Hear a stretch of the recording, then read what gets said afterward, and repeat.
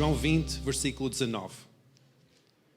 E chegada, pois, a tarde daquele dia, o primeiro dia da semana, e cerradas as portas onde os discípulos, com medo dos judeus, se tinham ajuntado, chegou Jesus e pôs-se no meio e disse-lhes: paz seja convosco. E dizendo isso, mostrou-lhes as mãos e o lado, de sorte que os discípulos se alegraram e vendo o Senhor. E disse-lhes, pois Jesus outra vez: paz seja convosco. Assim como o Pai me enviou, também eu vos envio. E havendo dito isto, assoprou sobre eles e disse-lhes: recebei o Espírito Santo. E aqueles a quem perdoardes os pecados, lhes serão perdoados. E aqueles a quem retiverdes, lhes serão retidos. Amém. Podem tomar os vossos lugares. Quando nós temos estado a falar acerca da paixão de Cristo, nós sabemos que a paixão refere-se àquele sofrimento de Jesus, entregando a sua vida ao nosso favor. Nós entendemos que a paixão significa isso, esse sofrimento de Jesus pela nossa vida. Vamos agora tomar um passo mais em frente. Então, Jesus sofreu por nós, foi sepultado, ressuscitou. Aquele domingo, as mulheres encontraram Jesus no jardim e depois, o que aconteceu? Ao fim daquele domingo, no final da tarde, como nós lemos aqui, de repente, aqueles discípulos estavam numa sala, portas fechadas. Estavam com medo do que ia acontecer. Trancaram as portas e, de repente, Jesus aparece no meio deles. Eu não sei se é que de vocês, mas talvez isso era um bocado assustador. Imagina, tu estás com as portas fechadas, em casa, com a tua família, talvez com alguma situação um pouco estressante a decorrer e de repente alguém aparece ali no meio da tua sala e ficar assim um pouco atarantado. Diz, o que é isto? E Jesus diz 2 vezes, paz seja convosco. Eu acho que essa era a expressão certa. Pá. Naquele momento de ficar surpreendido, de susto, o que nós precisamos é paz, não é? Então, naquele momento, Jesus disse 2 vezes paz. E depois Jesus fez algo em que é algo interessante. Ele não explicou como é que ele tinha sido ressuscitado, como é que ele o que é que aconteceu do dia anterior. Ele não explicou nada disso. Depois de dizer paz seja convosco 2 vezes, ele vai e sopra sobre as suas vidas. Esta expressão de sopro é usado 2 vezes na Bíblia, além desta, em que é aquela expressão que é usada quando Deus, o Todo-Poderoso, no início dos tempos, estava a agarrar naquela terra e barro e formar uma forma de um corpo humano. Estava ali e de repente Deus sopra nas narinas de Adão. Deu-lhe vida. A segunda vez que aqui essa expressão do sopro é mencionada na Bíblia é numa visão que o profeta Ezequiel está a ter, em que ele de repente vê um vale cheio de ossos desconjuntados, ossos secos. E Deus começa a dizer àquele profeta Ezequiel, vai e profetiza aos ossos. Ele profetiza.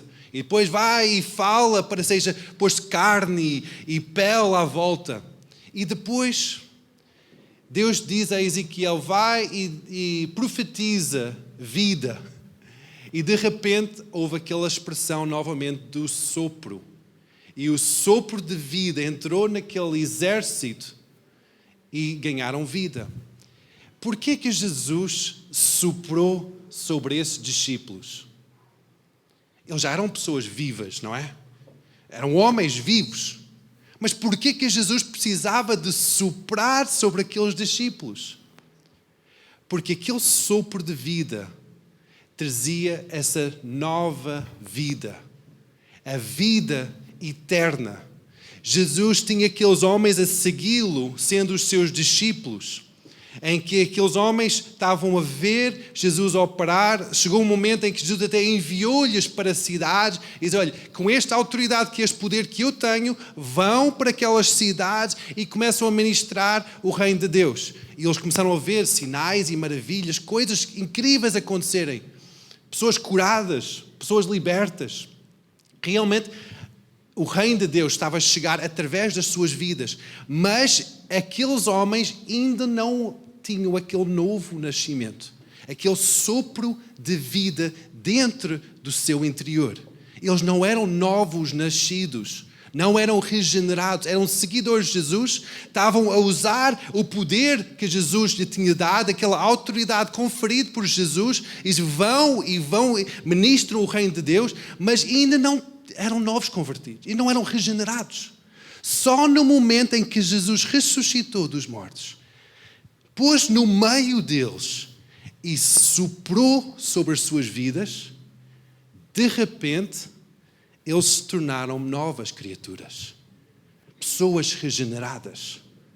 Nós podemos estar a seguir Jesus toda a nossa vida, seguir os princípios de Deus, ir à igreja, até fazer coisas que os outros crentes também fazem, dar ofertas, ser pessoas boas, cheias de morais, certos, não fazer mal a ninguém. Mas mesmo assim, nós podemos não ser regenerados, não ser aquela nova criatura, aquela alma viva dentro de nós. E aquele momento foi chave para os discípulos, em que nós vamos ler em Romanos 8, versículo 11. Diz que o Espírito daquele que dos mortos ressuscitou Jesus habita em vós. Aquele que dos mortos ressuscitou a Cristo também vivificará o vosso corpo mortal pelo seu Espírito em que vós habita. Então, aquele mesmo Espírito Santo de Deus que levantou Jesus dos mortos, Jesus, cheio daquele Espírito Santo, sopra sobre os discípulos, aquele Espírito Santo entra nos discípulos e torna aquele uma nova criatura. Por isso que em Coríntios diz que nós somos uma nova criatura em Cristo Jesus, as coisas velhas já passaram e eis que Deus fez novas todas as coisas. Isto não é uma crença intelectual, algo que nós podemos dizer, não, eu acredito por causa de A mais B mais C mais D, então eu acredito que isto faz sentido e eu vou seguir estes princípios na minha vida. Não tem nada a ver com isso. Tem a ver com um novo nascimento. Aqueles discípulos largaram tudo para seguir Jesus. Entregaram as suas famílias, deixaram as suas profissões, deixaram tudo para seguir Jesus, aqueles 11 discípulos. Porque Judas já tinha falecido. Os 11 discípulos estavam ali naquela sala, tinham largado tudo para seguir Jesus. Mesmo assim, ainda não eram regenerados. Ainda não tinham aquele novo nascimento. Eu pergunto hoje, tu tens esse novo nascimento? Tu tens este Espírito Santo de Deus em ti? A alma viva dentro de ti. Não é somente uma crença, umas ideias boas, um sentido de família, ok, eu vou porque eu sinto bem lá. Mas tu tens este novo nascimento em ti. O Espírito Santo fez-te um novo ser, uma alma viva, em que há algo diferente em ti. Talvez estás a pensar, ok, mas como é que eu sei se sou isso ou não? O pastor está ali a perguntar se eu sou, mas como é que eu sei isso? Quando nós entregamos a nossa vida para Jesus, Ele diz que há um perdão dos nossos pecados, há um senhorio de Sua presença sobre a nossa vida, há uma autoridade dEle sendo o Rei da nossa vida, mas há alguma coisa que muda também. O apóstolo Paulo teve uma revelação tremenda quando ele começou a ver esta transformação. Ele era uma pessoa religiosa, uma pessoa que seguia as normas religiosas de Deus durante toda a sua vida. Era o religioso dos religiosos, seguia à risca tudo que devia de fazer. Mas chegou ao momento em que ele teve um encontro com Jesus, em que ele largou uma forma de vida e algo nasceu dentro dele. Ele começou a seguir uma nova forma de vida. Este homem até mudou o seu nome de Saulo para Paulo, nesta transformação da sua vida. E em alguns dos ensinamentos que ele dá às igrejas, ele começa a ver que talvez havia algumas igrejas que somente tinham seguidores de cristianismo, mas não tinham novos crentes, ou pessoas nascidos de novo. Então, Paulo começa a ensinar aos crentes como é que é isto de ter uma nova vida. O que é esta transformação? E talvez estás a perguntar, ok, eu sigo princípios cristãos, mas talvez eu não sei se tenho esta vida dentro de mim. Então, vamos lá explicar o que é uma velha vida, uma forma antes de ter um encontro com Jesus, e o que é uma forma de vida ter depois de encontrar com Jesus. Em Gálatas, o apóstolo Paulo escreve uma carta que explica exatamente o que é esta velha vida antes de encontrar com Jesus e o que é uma nova vida depois de encontrar com Jesus. Então nós vamos ler em Gálatas 5, versículo 19 a 21. Às vezes nós pensamos, ok, eu tenho esta nova vida, mas eu tenho Jesus no meu coração, eu sigo a norma e forma de vida cristã, mas eu não sei muito bem se eu vou para o céu, tenho uma vida eterna, garantido com Deus. Eu não sei como é que é esta nova vida, o que é este Espírito Santo dentro de mim. Então, neste versículo explica o que é uma velha natureza, uma natureza sem o Espírito Santo, e explica o que é uma natureza com o Espírito Santo. Diz assim que, porque as obras da carne são manifestas, as quais são a prostituição, a impureza, a lascívia, a idolatria, feitiçarias, inimizades, porfias, emulações, iras e pelejas, dissensões, heresias, invejas, homicídios, bebedice e glutonarias, e as semelhantes a estas coisas, acerca das quais vos declaro que antes já vos disse que cometem tais coisas não herdarão o reino de Deus. Então, estas são uma lista, está aqui uma lista bastante extensa que explica toda a nossa forma de ver as pessoas à nossa volta, a forma de que nós vemos Deus, espiritualidade. Todas estas normas são normas que o apóstolo Paulo está a identificar com formas de viver de uma velha natureza. Formas de viver uma pessoa que ainda não teve este encontro com Jesus. Muitas vezes quando nós dizemos eu vou seguir Jesus, ainda temos coisas da nossa velha forma de vida que nós temos que largar. Quando nós largamos estas coisas, nós vemos que, ok, realmente estou a nascer de novo. Na Bíblia isso chama-se arrependimento, quando há uma mudança da forma de vida, em que nós podemos ver que há estas áreas que nós vamos rapidamente descrever estas áreas para ver se há alguma coisa na nossa vida que nós podemos identificar que talvez há uma área aqui ou ali, ou talvez todas, que eu preciso de largar, que eu preciso assumir uma nova identidade. Então vamos à primeira área, prostituição, que é imoralidade sexual, contacto sexual fora da aliança de um casamento. A impureza, desejo ou pensamentos imorais. A lascívia, o comportamento sem controle das nossas paixões individuais. Então, estas três áreas têm a ver com a nossa forma de ver a nossa vida sexual. Muitas vezes nós não gostamos de ouvir esta forma de ensino, esta forma de falar num contexto da igreja. Ficamos um bocado chocados. Como é que é possível falar acerca de sexo dentro da igreja? Mas Deus fez-nos como homens e mulheres sexuais. Por isso que as crianças estão na outra sala em que nós podemos falar como adultos aqui nesta sala. Em que a Bíblia fala acerca destas três áreas. São áreas que têm a ver com a nossa sexualidade, que quando nós temos estas áreas com este intuito de não conformar a nossa identidade, mesmo na nossa sexualidade, conforme a palavra de Deus, o que é que vai acontecer? nós não somos uma nova criatura. Nós estamos ainda, nós podemos dizer que eu sou um cristão, eu tenho um cruz ao pescoço, eu vou à igreja, mas a forma que eu vejo a minha sexualidade é uma forma ainda antiga, de uma velha natureza. O que é que a palavra diz? Que quando nós continuamos nesta velha natureza, nós estamos constantemente a crucificar Jesus de novo. Constantemente nós não estamos a aceitar esta obra que Jesus fez para darmos uma nova vida. Então, quando nós decidimos, ok, eu vou largar estas coisas de uma vez por todas e assumir uma nova identidade em Cristo Jesus, nós estamos a dizer, obrigado Jesus pela obra que tu fizeste na cruz. Sacrificaste a tua vida para que eu possa ter uma nova vida em Cristo Jesus. As próximas áreas são a idolatria, que é ter outros deuses, adorar outros deuses. Pode ser o futebol, pode ser uma estátua, pode ser a mulher ou pode ser até o cão.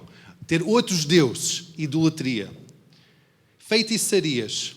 Isto vem de uma palavra que não é somente aqueles feitiços ou bruxaria, mas tudo que tem a ver com até o uso de drogas, a forma de manipular as outras pessoas. Então, estas duas áreas são áreas distintas, em que quem é que nós colocamos como o Deus da nossa vida. E depois vamos em frente, diz assim, inimizades, que pensamentos hostis, ou motivações, ou ações que criam conflito entre outra pessoa, porfias, causar tensão ou desunião entre pessoas, imolações, ter ressentimento ou desgosto, iras, zangas, de uma forma rompante contra outra pessoa, pelejas, buscar o próprio interesse ou sucesso individual, dissensões, é causar divisão entre as pessoas. Todas essas áreas têm a ver com o nosso relacionamento uns com os outros. Muitas vezes nós podemos dizer, ok, a minha fé é somente a minha fé. Não tem nada a ver com as outras pessoas. Mas Jesus, ou Deus, vê a nossa fé completamente ligado como é que nós lidamos com as pessoas à nossa volta. Se nós temos uma atitude de, ok, como é que eu vou fazer para esta pessoa não gostar daquela pessoa? Como é que eu vou fazer para pisar sobre a outra pessoa para seguir mais em frente na vida? Como é que eu vou fazer para ficar bem na fotografia e a outra pessoa ficar ruim? Como é que eu vou fazer? Todas estas formas de pensar em detrimento da outra pessoa, em benefício da minha própria vida, são obras da nossa velha natureza. Obras em que nós estamos novamente a crucificar Jesus. Novamente nós estamos a dizer, ok, obrigado Jesus por teres feito aquilo, mas quero lá saber, eu vou para a minha própria vida, porque eu gosto mais daquilo. Em que Deus tem algo, uma nova vida para nós, algo superior, algo muito melhor para nós, quando nós assumimos esta nova identidade. Vamos em frente. Heresias, invejas.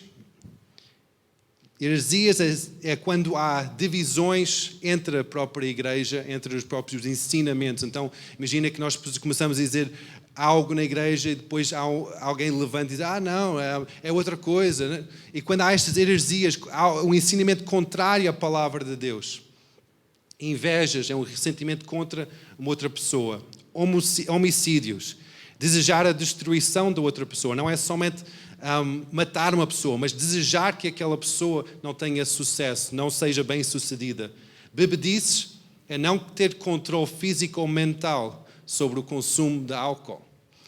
Glutonarias não é somente comida, mas é tudo que é um descontrole daquilo que nós consumimos. Pode ser internet, pode ser redes sociais, pode ser televisão, pode ser tudo que nós consumimos.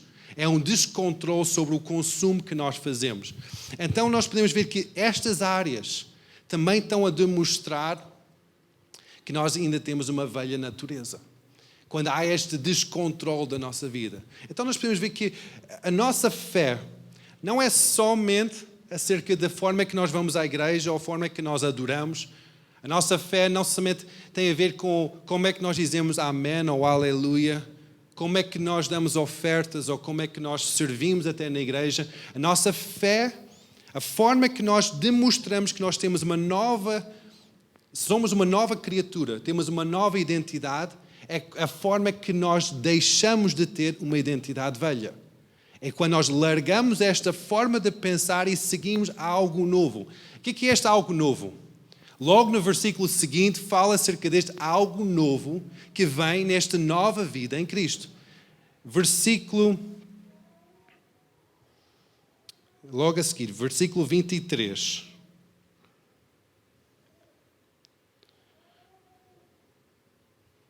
Gálatas 5, 23. Tive aqui uma falha no meu 22 ainda. Ok, diz assim: mas o fruto do Espírito é o amor, gozo, paz, longanimidade, benignidade, bondade, fé, mansidão e temperança. Contra estas coisas não há lei. Então, aqui o apóstolo Paulo está a resumir o que isto quer dizer de que é uma nova vida em Cristo Jesus. Como é que nós somos uma nova criatura em Cristo Jesus? O amor não é o amor de olhamos para alguém do sexo oposto e dizemos, uau, eu amo-te. Não tem nada a ver com esse amor. É o amor perfeito. Tal como a Kristen estava a explicar em 1 Coríntios 13, o amor perfeito. Esse amor é uma demonstração que nós somos filhos de Deus. Gozo, aquela forte sensação de alegria. Não tem a ver com se nós estamos a ver uma comédia na televisão ou se tudo vai bem na nossa vida. É algo que nasce no nosso interior.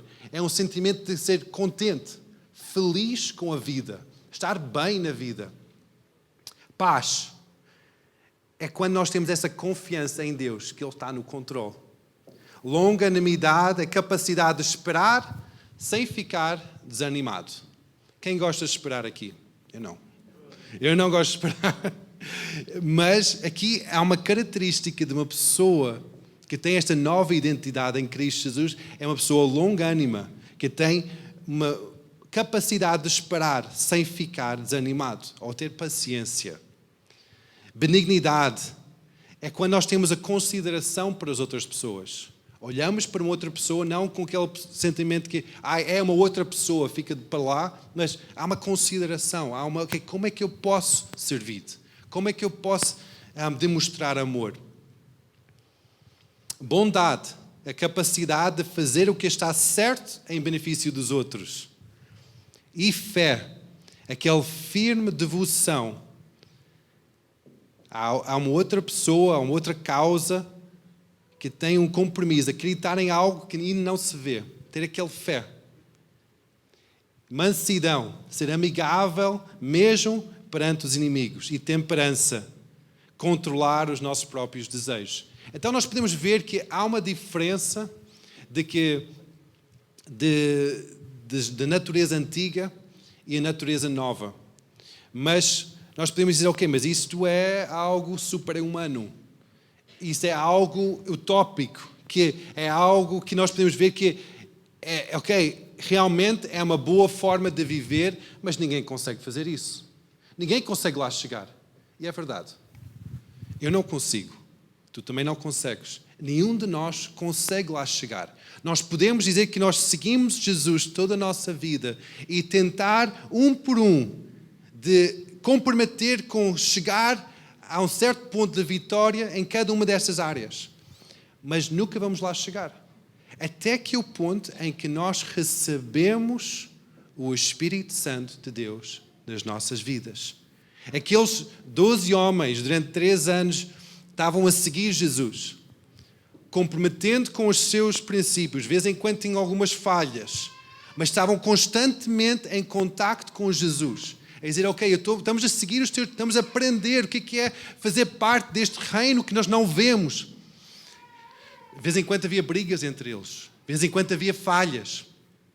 Mas chegou aquele momento em que Jesus teve que levá-los ao momento de um novo nascimento, para que não fosse somente pela sua força, pelo seu entendimento, que houvesse estas características de uma nova natureza. Foi através do Espírito Santo dentro deles que criasse esta nova natureza dentro de cada um desses homens. Por isso que ele teve que superar dentro deles, trazendo este novo nascimento. Por isso nós podemos dizer que nós podemos seguir Jesus toda a nossa vida, mas quando nós nascemos de novo, algo acontece. Há uma mudança, há uma transformação. O Espírito Santo entra em nós. Nós podemos dizer, ok, mas isso parece muito como o batismo do Espírito Santo e é algo que talvez não entendo muito bem. Não, isto não tem nada a ver com o batismo do Espírito Santo. O batismo do Espírito Santo é um outro momento. Receber o Espírito Santo dentro de nós, no novo nascimento, é quando nós somos feitos uma nova criatura, em que o Espírito Santo trabalha em nós para que estas evidências de uma nova natureza, uma nova identidade, sejam evidências em nós. O que é que acontece a seguir? Que Jesus encoraja os seus discípulos para permanecer em Jerusalém até receber do alto o Espírito Santo de Deus. É uma segunda fase. É quando nós dizemos, ok, eu tenho o Espírito Santo dentro de mim, eu sou uma nova natureza, mas a partir deste momento eu quero ser ousado. Eu quero ter um poder que não paro. Eu quero andar para frente. Naquele momento, o Espírito Santo desce sobre a tua vida. São dois momentos distintos na vida, na caminhada com Jesus. Talvez estás neste momento em que tu tens estado a seguir Jesus, mas ainda não nasceste de novo. Ainda não tiveste aquela obra do Espírito Santo dentro de tua vida. E podes estar a perguntar, mas como é que eu faço isso? Quando nós acreditamos que Jesus morreu na cruz, confessamos com a nossa boca que Ele é o Senhor das nossas vidas, Senhor total das nossas vidas, não é somente Senhor aqui em cima, mas Senhor total das nossas vidas. E dizemos, Jesus, eu aceito-te como o Senhor da minha vida. A palavra diz que naquele momento nós somos salvos. Salvo é aquele momento em que nós nascemos de novo, quando nós reconhecemos que nós queremos seguir Jesus. E essa é a forma que nós nascemos de novo. Não é dar ofertas ou estar na igreja no domingo, até ler a Bíblia capa a capa. Não é essa forma que nós nascemos de novo. Nós nascemos de novo quando nós acreditamos que Jesus morreu para que a minha velha natureza fique lá para trás.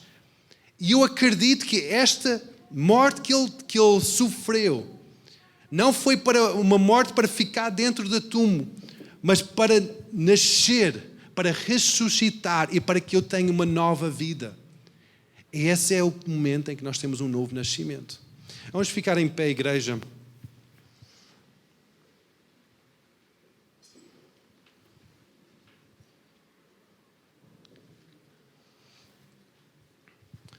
Nesta vida há dois tipos de pessoas, dois tipos de homens, mulheres na vida.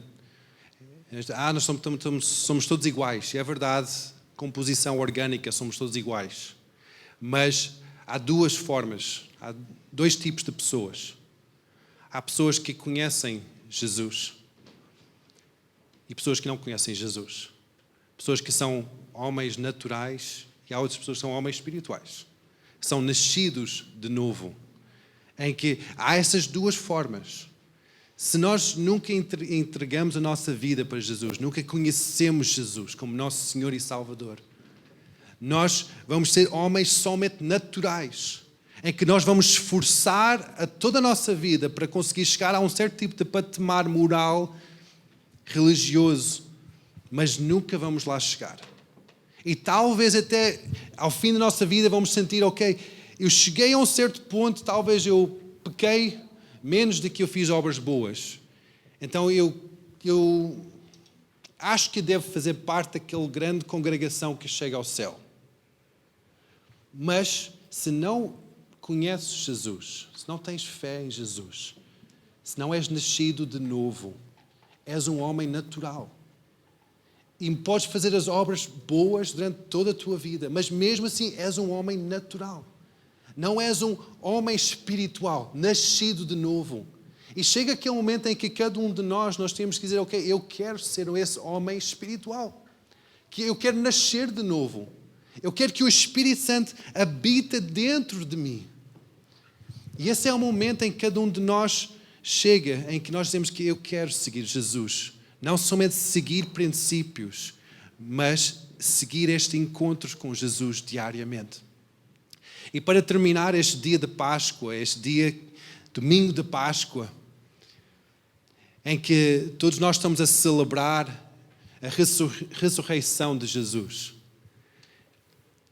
eu quero encorajar a todos para entregar novamente a sua vida para Deus. E se nunca entregaste a tua vida de uma forma real, nunca dizer que Jesus, eu quero que tu sejas alguém real na minha vida. Eu acredito que tu morreste por mim para dar-me uma nova vida. Então este é o dia que tu podes fazer isso. Quero encorajar todos a ficarem de olhos fechados, para não haver distrações. Inclina a tua cabeça e põe a mão sobre o teu coração. Diz: Jesus, obrigado porque tu morreste na cruz por mim.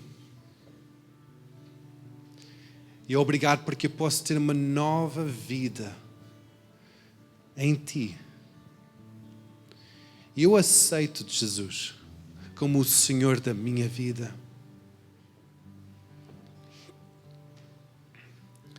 Espírito Santo, toma morada no meu coração. Eu quero nascer de novo.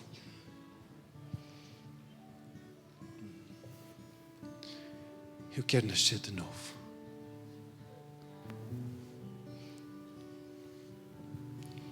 Aleluia. Este é um momento em que o Espírito Santo faz um milagre da sua vida. Tal como o nascimento natural é um milagre da vida. Uma coisa incrível, como é que um ser humano nasce no ventre de uma mulher. O nascimento espiritual, o novo nascimento é um milagre que somente o Espírito Santo consegue fazer. E se estás a fazer esta oração com aquela sinceridade do teu coração, talvez a primeira vez na tua vida que fizeste algo tão real, este é um milagre que está a acontecer no teu coração agora. Estás a nascer de novo. A vida do Deus Altíssimo está a habitar dentro do teu coração. Estás a ter um novo nascimento. Uma nova natureza está a brotar dentro de ti. Então é um dia de grande festa, de grande alegria.